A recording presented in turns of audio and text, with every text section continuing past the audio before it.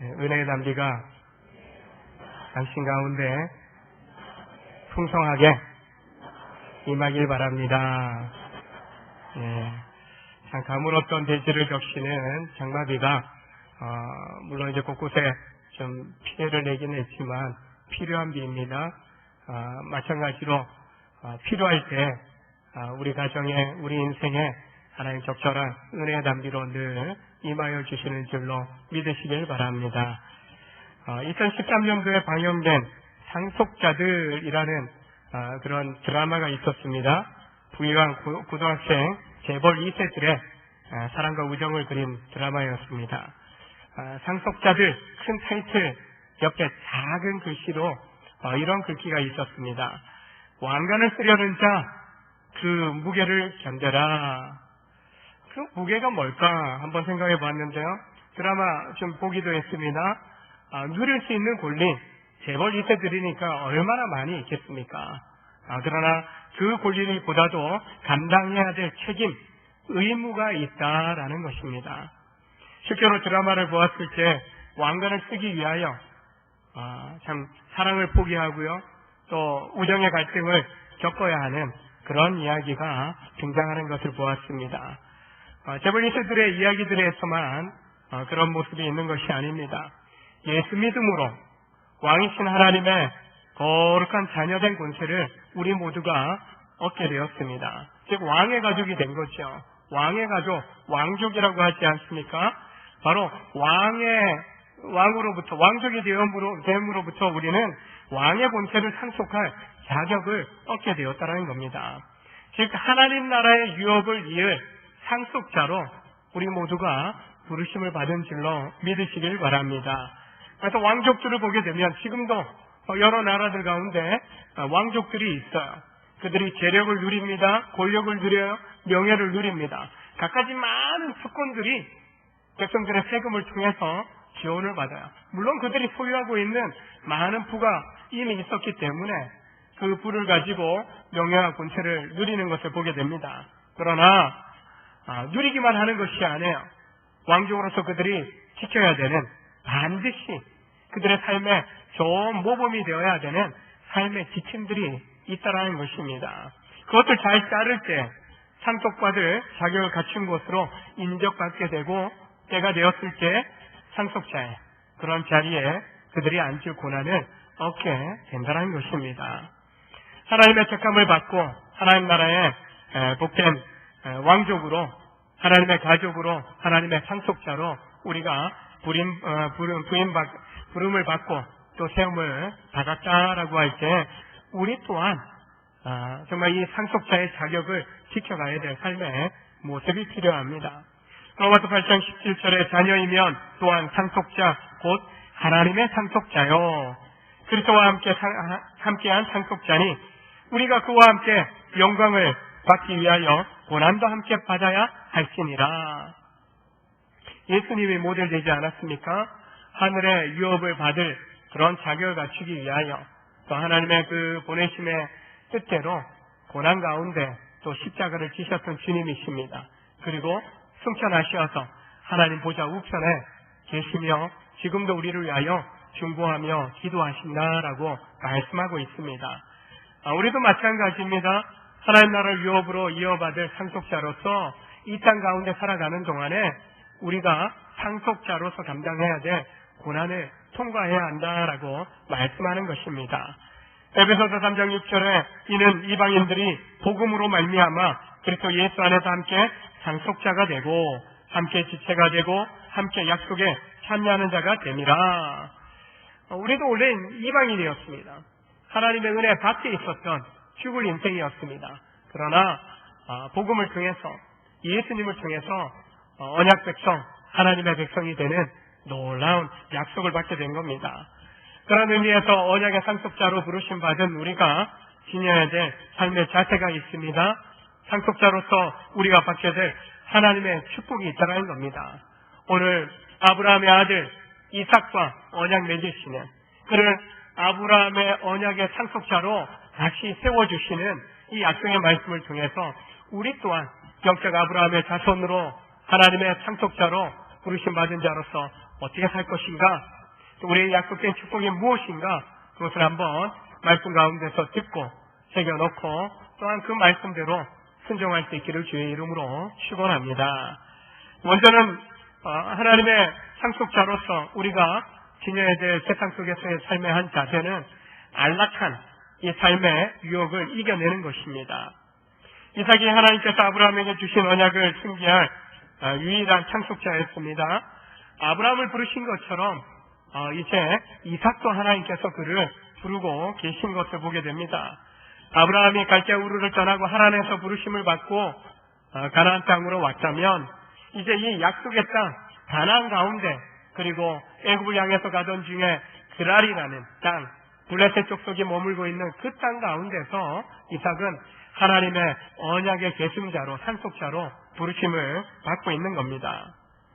언약의 상속자로 하나님을 만나는 그때 이삭의 상황을 보게 되면은 오늘 1절에 아브라함 때에도 큰 흉년이 있었는데 이 이삭 아들의 때에도 흉년이 들어서 이 흉년, 이 고난을 이겨내기 위해서 애굽으로 발걸음을 옮겨놓고 있더라는 겁니다.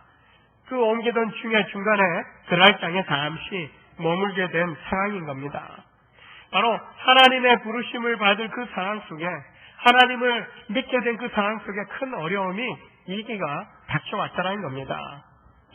어려운 상황이 닥치면, 문제가 생기면 이 현실적인 문제를 어떻게든지 극복하려고 대안을 세우게 됩니다. 특별히 한 가정에 가장이 되었다라고 할 때에는 더 큰 부담이 있습니다. 뭔가 사업을 하다가 망하게 된다, 직장 생활하다가 직장에서 이제 명퇴당한다라고 할 때 가장들이 갖는 큰 위기감, 부담감, 현실적인 어려움, 그것만큼 큰 것은 없더라는 거죠. 그런 면에서 때로는 가정에서 왕관을 쓴 왕처럼 군림하는 듯한 아버지요 남편이지만, 가장이지만 나름 그래도 세상 속에서 그 인생의 무게를 짊어지고 너무나 고통 가운데 살고 있는 가장이죠. 물론 남편만 그렇게 하지는 않아요. 아내들도 맞벌이 하면서 그런 인생의 무게에 눌려 살아갑니다. 왜요? 나에게 주신 인생, 가정을 세워가기 위하여 그 인생의 무게를 지고 또 견디고 있다는 겁니다. 위기가 닥쳐오면 현실적인 대안을 고민하게 되고, 이삭 또한 어떻습니까? 흉년의 때에는 아버지도 가나안에서 애굽으로 내려갔는데 나도 애굽으로 가리라.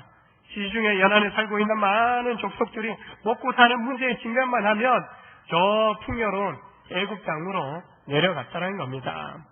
이삭도 이처럼 바로 그 현실적인 제안을 세우고 또한 현실적인 그 중심의 결정을 내리고 애굽을 향해서 가던 중에 그랄에 잠시 머물게 된 겁니다. 애굽이 이처럼 비교적 곡물이 풍성했기 때문에, 부유한 나라였기 때문에, 거대한 제국이었기 때문에 지중해 연안에 그런 많은 민족들이 많이 의지했던 것이죠. 성경에 보게 되면 애굽에 대해서 그런 면에서 세속적인 부유함, 각종 우상 숭배로 언제나 택한 백성들을 유혹하는 유혹의 족속들, 유혹의 땅으로 언급하고 있는 것을 보게 됩니다. 그래서 애굽으로 내려간다라고 하는 것은 하나님을 온전히 의지하는 믿음에서 후퇴하는 것입니다. 그리고 영적인 사면의 길로 가는 그런 선택임을 성경은 경고하고 있다는 것입니다. 특히 하나님의 백성들에게 있어서 애굽은 죄로 유혹하는 죄악의 조성이요, 세상을 상징합니다.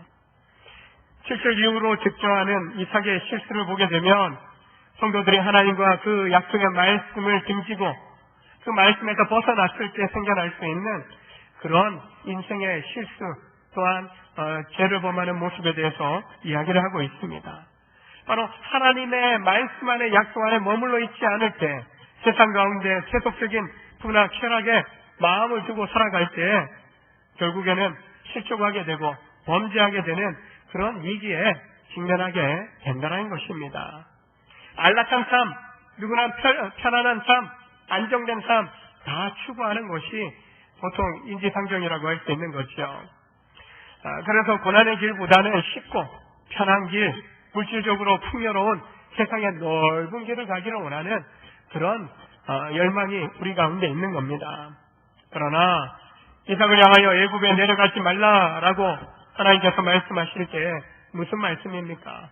애굽이 보장해 주는 그런 안락함, 풍요로움, 안전됨, 편리함, 그것을 의지하지 말고 하나님이 아버지를 통하여 또한 지금 만나주시는 하나님께서 주시는 그 약속을 바라보면서 살아가야 할 것을 고민하고 도전하고 있는 겁니다.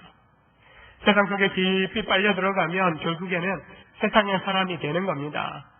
세상 속에 있어도 결코 세상과 세상에 있는 것에 마음을 빼앗기지 말라라고, 현실 중심의 삶을 살 것이 아니라 하나님 중심의, 하나님의 약속의 말씀의 중심으로 살아가야 한다라고 말씀하고 있는 것입니다.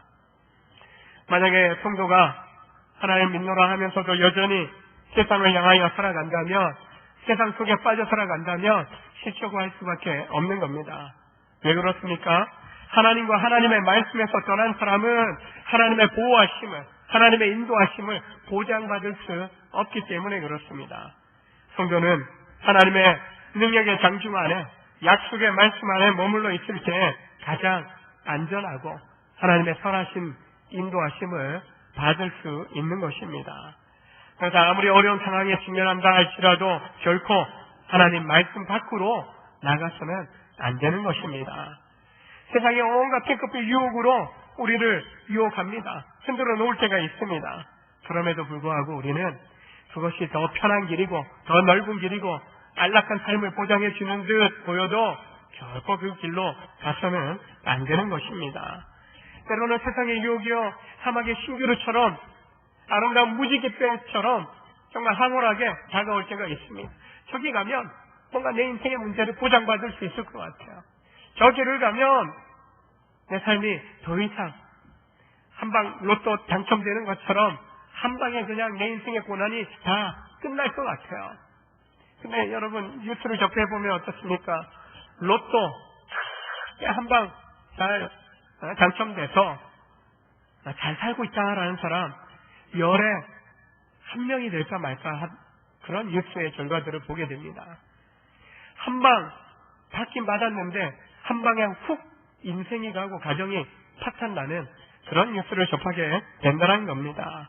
세상의 유혹은요 이처럼 로또 한 방만 되면 내 인생 한 방에 완전히 풀어질 걸로 그렇게 착각시키고 있다는 겁니다. 만약에 그것을 쫓아간다면 오히려 더 절망적인, 지금의 삶보다 더 절망적인 삶으로 떨어지게 된다는 것입니다.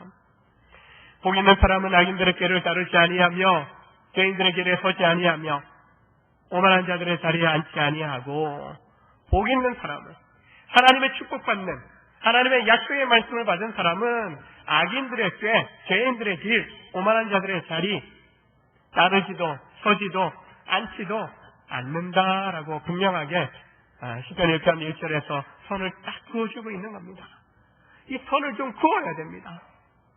결코 복 있는 그런 삶으로 부르심을 받은 성도는요, 이 부정적인 삶, 거짓된 유혹의 그런 삶에 끌려가서는 안 된다는 거예요. 그 길에 서서도 안 되고 그 자리에 결코 앉아서는 안 된다는 겁니다. 어떻게 해야 합니까? 2절에 보면 오직 여호와의 율법을 즐거워하여 그 율법을 주야로 묵상하는 자로다. 오직, 다른 거 아니에요. 오직 여호와 하나님의 약속의 말씀을 묵상하라. 그 말씀을 즐거워하며 그 말씀을 주야로 낮이나 밤이나 항상 그 말씀 가운데 머물러 살아가야 된다라고 말씀하고 있는 겁니다. 여러분의 인생은 어디를 향해 가고 계십니까? 무엇이 내 삶의 중심에 자리 잡고 있습니까? 세상에 있는 것들이 아니라, 안락하고 편안한 삶의 유혹이 내 삶의 방향이 아니라 오직 하나님의 약속의 말씀이 나를 이끄는 그 말씀 앞에 거하고 그 말씀을 내 삶의 중심에, 내 마음의 중심에 새기고 살아가는 복된 믿음의 성도들 되시길 주의 이름으로 축원합니다. 가나안 땅이 하나님께서 특별히 구별하여 택한 백성에게 주시기로 한 약속의 땅이었습니다. 약속의 땅이었으면, 믿으면 복 받는다라고 했으면 어려움이 없어야 되는데, 아브라함이나 이삭이나 야곱이나 요셉이나 그들의 믿음의 조상들의 인생 여정, 성경의 역사를 통하여 오고 가는 세대 가운데 믿음의 사람들의 삶을 보면, 인생을 보면 고난이 있었어요. 어려움이 있었어요.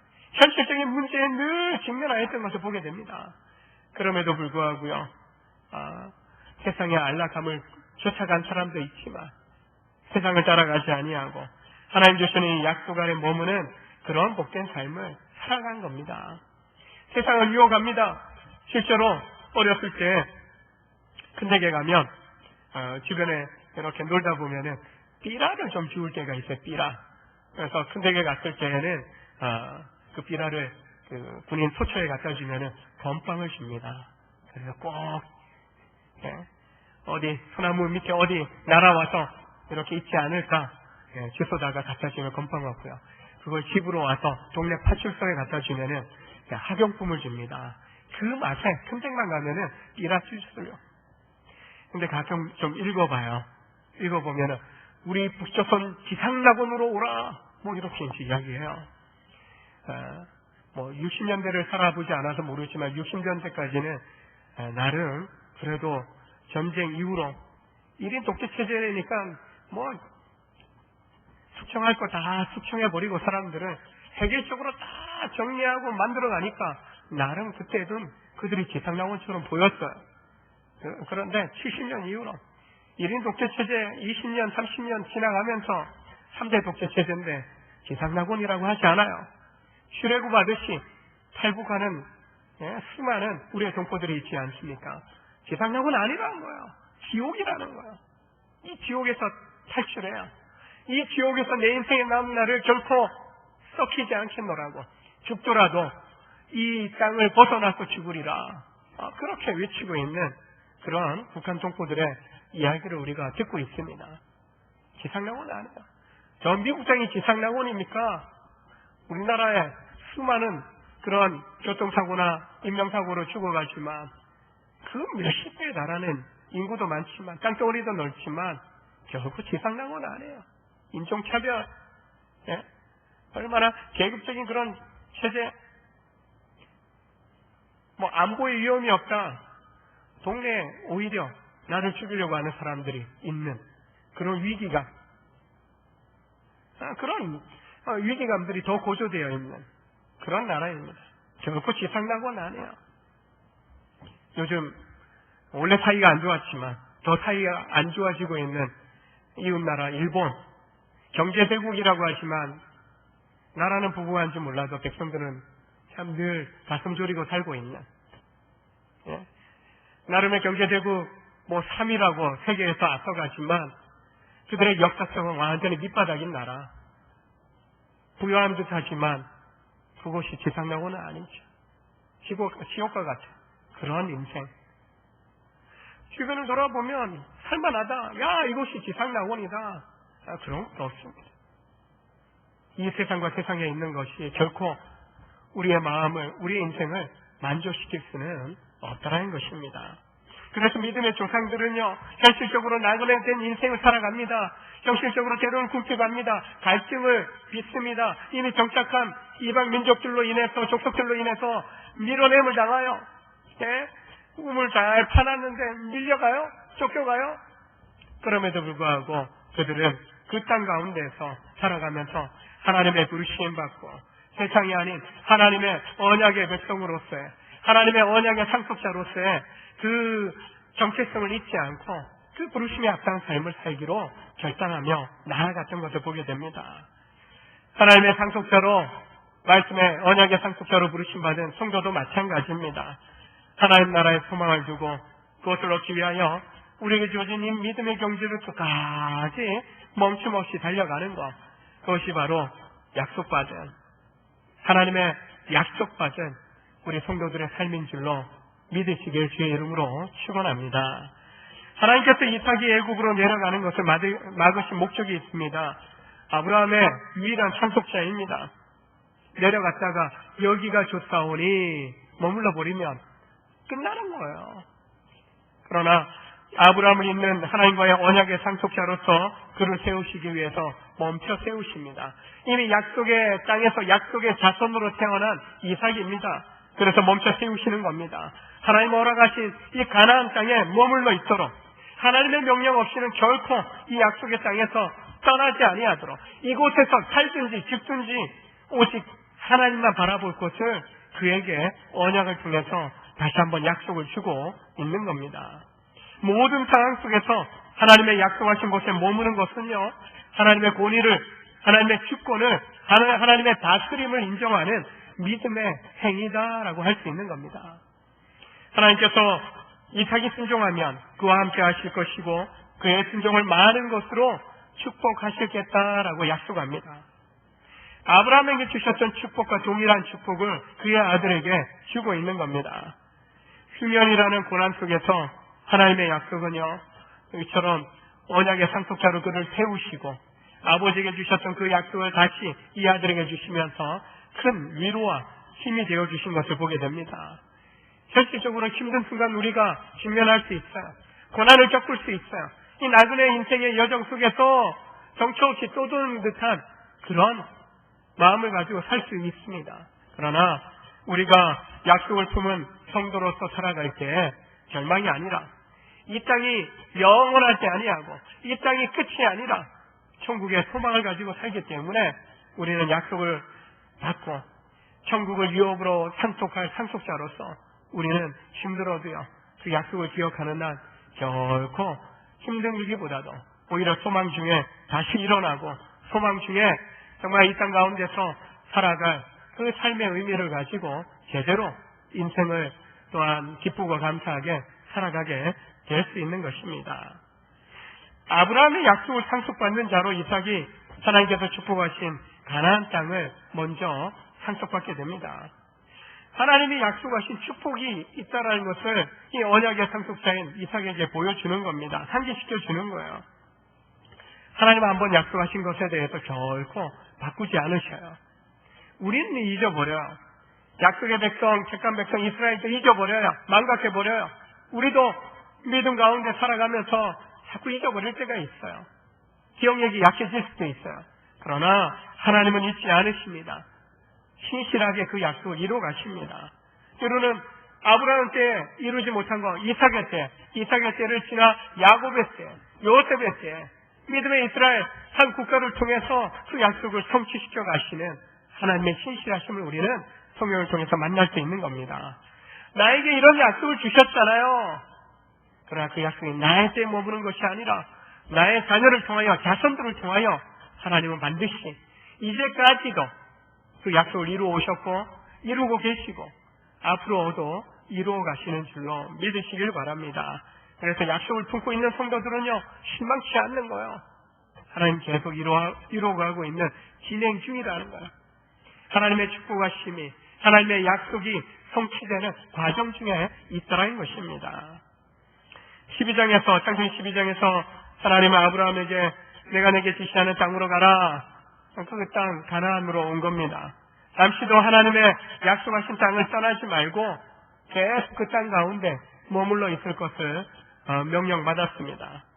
하나님의 약속 안에 머무는 것이 성도의, 하나님의 택한 백성의 바람직한 삶의 모습입니다.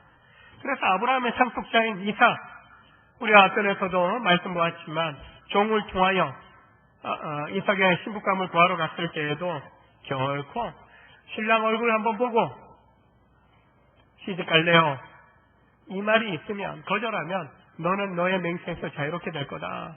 결코 이삭을 이 약속의 땅에서 데리고 나가지 마라. 하나님의 명령을 기억하고 아브라함은 철저하게 약속의 땅에서 태어난 이 약속의 자손이 이 약속의 땅을 벗어나지 않도록 그렇게 가르쳤고 그렇게 지켰던 것을 보게 됩니다.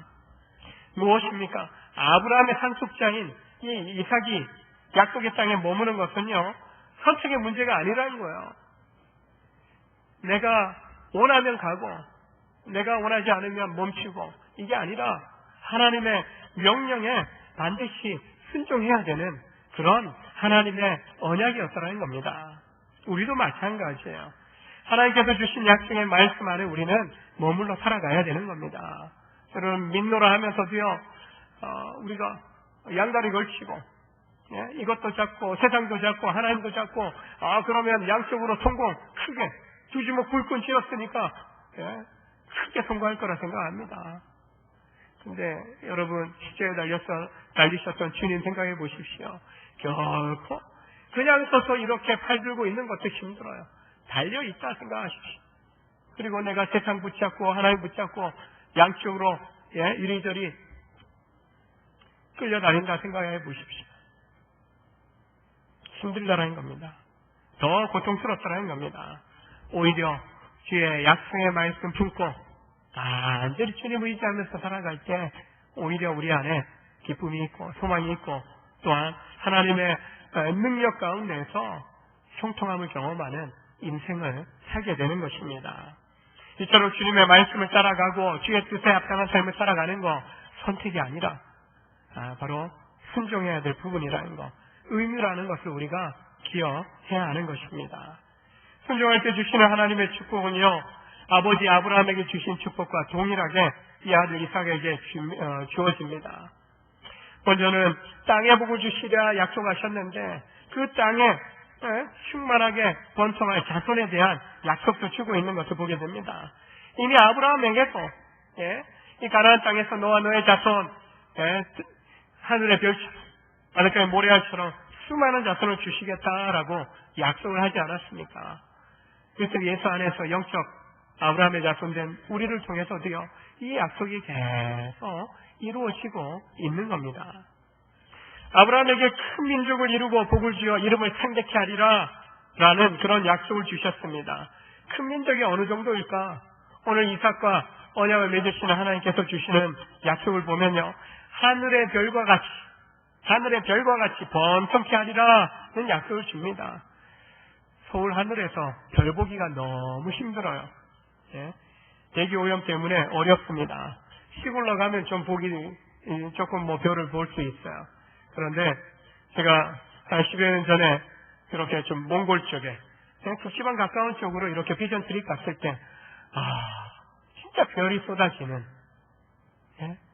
너무 황홀해요. 수많은 백성들 자손들을 볼 때 하나님이 이런 별 바라보면서 약속하지 않았는가라는 생각을 해본 적이 있습니다. 밤마다 무수히 쏟아지는 그런 별들, 아브라함, 이삭께 그들의 광야에서 들판에서 무수히 쏟아지는 그 별들을 바라보면서 하나님 말씀합니다. 저 별 보이냐? 세봐라, 별 하나, 별둘, 별세, 별넷. 그냥 잠들고 말죠. 수많은 별들, 그 별과 같이 너의 자손을 번성케 하겠다. 계산이 안 되는 겁니다. 이 놀라운 약속을요, 선민 이스라엘 비롯하여 예수 안에서 영적 아브라함 자손된 여러분과 저에게도 이 번성케 하는 놀라운 약속을 주신 줄로 믿으시길 바랍니다. 땅과 자손의 복 주신 목적이 있어. 말씀에 보면 자손으로 천하 만민이 복받게 하리라. 땅의 모든 족속이 너로 말미암아 복을 얻으리라. 아브라함에게 주셨습니다. 복의 통로가 되는 것, 너는 복이 될지라. 무엇입니까? 바로 하나님의 백성이 존재하는 목적 자체가 세상 사람들을 복되게 하는 것. 뭡니까? 남만 복되게 합니까? 우리에게 복 주시니까 우리에게 주신 그 복이 흘러가게 하신다는 겁니다. 세상의 사람들은요, 믿는 성도들이 없다면 하나님의 복을 누릴 수 없다라는 거예요. 자부심을 가지고 살아가셔야 됩니다. 회사에 있어도 여러분 때문에 우리 회사 나 때문에 잘 되는 거예요. 열심히 일하면서요, 또 그 회사를 또 경영자들을 축복하면서 동료들을 축복하면서 기도하셔야 됩니다. 하나님 잘 되게 해주십시오. 하나님 복받은 내가 있으니까 우리 기업이, 우리 사업장이, 우리 회사가 잘 되게 하셔야 됩니다. 하나님 예수 믿는 내가 있기 때문에 우리 가족들이, 우리 집안이 잘 돼야 됩니다. 새로워져야 됩니다. 우리 이웃들이, 이 정릉장이 우리 온종교회가 있어서, 우리 온종의 성도들이 있어서 이 지역의 이웃들이 하나님 복받게 해주십시오. 그런 하나님의 복덩어리와 같은 축복의 통로로 쓰임받는 부르심받은 우리가 있으므로 우리 지역이, 우리 주변이 복을 얻는 그런 약속 하나님이 주셨다라는 겁니다. 너무 복이 될지라. 세상 보십시오. 돈 있는 사람들이 세상을 변화시킵니까? 권력 있는 자들이 정말 백성들에게 안정감을 줍니까? 오히려 근심덩어리예요. 근심덩어리. 정치인들이 근심덩어리예요. 대통령 되면 달라지고 정치인 되면 달라지고 돈이 부유해지면 달라진다. 결코 아니에요. 자기들은 부유하고 자기들은 편안하고 자기들은 부자가 되는지 몰라도 백성들은 너무 힘겨워요. 뉴스 볼 때마다 근심돼요. 그들이 우리를 안정되게 할 수 없습니다. 그들이 우리를 복되게 할 수 없더라는 거예요. 오히려 정말 신실한 믿음의 성도들이 제대로 하나님 주시는 복을 가지고 재력을 가지고 때로는 권세를 가지고 제대로 복을 흘러보낼 때 하나님의 축복을 흘러보낼 때 제대로 된 하나님의 축복이 이 세상 가운데 펼쳐지게 되는 것입니다. 그래서 우리 자녀들을 정말 때로는 재력가로 권력가로 정치인으로 제대로 하나님 중심의 그런 우리의 자녀들로 키워갈 때 세상의 곳곳에 수많은 영역 속에 들어가서 그들이 정말 복의 통로의 삶을 살아갈 때 그들에게 맡기는 게 아니에요. 지금 우리가 그렇게 살아갈 때 이미 우리에게 주신 은혜와 복을 통하여 세상이 달라질 수 있다는 것입니다. 하나님이 택하시고 부르시어 복의 통로로 삼으신 성도들이 믿음의 사람들이 세상의 사람들을 세상을 복되게 할 수 있는 것입니다. 바로 특별한 축복의 사람으로 여러분 한 분 한 분을 세우신 줄로 믿으시길 바랍니다. 옆에 분 한번 보셔요. 이렇게 한번 축복해 보겠습니다. 당신은 축복받은 사람입니다. 당신을 통해 세상이 축복받습니다. 얼마나 특별합니까? 네? 내가 전능하신 하나님의 축복받았고 나를 통해서 하나님이 복을 주시겠다라는 거예요. 복을 흘러가게 하시겠다라는 거예요. 우리 인생은요, 축복받는 삶이며 축복을 흘러보내는 그런 삶일 때 인생의 참된 가치를 이게 인생의 참 멋이구나라는 걸 우리가 경험할 수 있게 되는 것입니다. 5절에 보면 하나님에 대한 아브라함의 순종이 얼마나 철저하게 이루어졌는지 보여줍니다. 아브라함이 내 말을 순종하고 내 명령과 계명과 율례와 법도를 지켰습니다. 이삭에게요, 아브라함이 주셨던 그 언약을 승계시키는, 상속시키는 그런 언약을 맺게 되신 이유 중에 하나가요, 그의 아버지 아브라함이 주의 말씀에 순종하였다는 거예요. 주의 명령과 계명과 율례와 법도를 온전히 지켰다는 거예요. 아브라함의 순종이 하나님의 말씀을 듣는 것에 멈추지 않고요, 그 말씀을 이해하고 그 이해한 것을 온몸으로 실천했다는 겁니다. 야고보서 2장에 보면요, 행함이 없는 믿음은 죽은 것이라. 율법 있기 전에 오직 믿음의 행위를 통하여 의롭다함을 받았다. 아브라함에 대해서 소개합니다. 하나님을 믿었어요. 근데 그 믿음에 멈춘 것이 아니라, 생각에 멈춘 것이 아니라 오직 믿음대로 행하였더라는 거예요. 그 행함을 통해서 의롭다 인정함을 아브라함이 받았다라고 믿고 그 믿음대로 행하는 믿음의 삶을 살았노라고 증거합니다. 이삭에게 왜 아버지 아브라함의 순종 이야기를 하고 있습니까? 아버지가 부모가 보여준 그 믿음의 삶대로 그대로 따라가라고 권면하고 있는 겁니다. 부모로서 우리는 믿음의 아름다운 발자취를 남기는 것이 중요합니다. 자녀로서 믿음의 부모님이 살아간 순종의 발자취, 믿음의 발자취를 따라가는 자세를 가질 수 있어야 합니다. 여러분 혹시 부모님으로부터 정말 부모님이 세워놓으신 집안 상속받은 분들 있고 이제 이 집안의 가풍을 또한 때로는 재산을 또한 믿음을 이렇게 자녀들에게 상속하고자 하는 분들이 계실 겁니다. 부모로부터 자녀가 상속받는다라고 할 때 세상에서 보면요, 좋은 것만 받는 게 아니에요. 빚이 있으면요, 그 빚도 다 그대로 상속받게 됩니다. 누릴 것만 있는 것이 아니라 감당할 책임도 있다는 겁니다. 여러분은 이제 하나님의 언약의 상속자로 예수 안에서 그 상속자로 부르심을 받았습니다. 상속자로 살아가는데 우리가 감당해야 될 책임이 있다는 것을 오늘 말씀을 통해서 기억하셔야만 됩니다. 결코 세상의 유혹에 따라 살아가는 것을 오늘 하나님 이삭을 통하여 막고 계신 것처럼 결코 우리는 세상의 유혹을 따라가서는 안 되는 겁니다.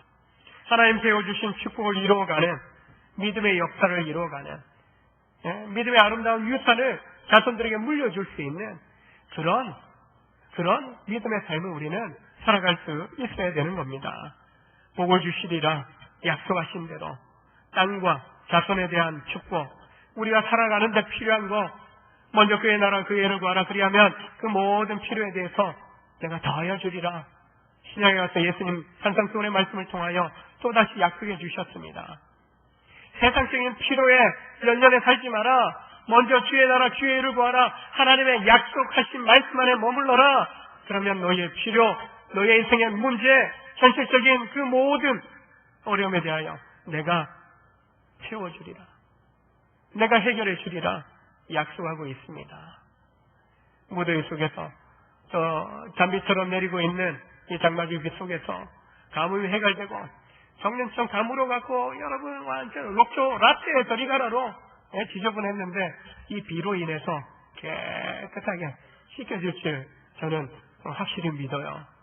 비 내릴 때 바위 덩어리에 있던 모든 이끼들이 탁탁탁탁 빗방울 떨어질 때마다 마찬가지입니다. 이 여름에 덥다 게을러 지는 게 아니라 예배 가운데 기도와 말씀 가운데 은혜의 말씀들이 팍팍팍팍 내 심령 속에 내 인생 가운데 꽂힐 때 새겨질 때 우리의 죄성들이 우리의 세상의 유혹에 흔들리던 마음밭이 새롭게 세워지는 새롭게 하나님 앞에서 더 굳건하게 세워지는 그리고 여러분을 통해서 가족이 살아나고 이웃이 살아나는 이 세상이 변화되는 놀라운 역사의 축복의 통로로 쓰임받는 여러분 되시길 주의 이름으로 축원합니다. 기도하겠습니다. 하나님 아버지 감사합니다.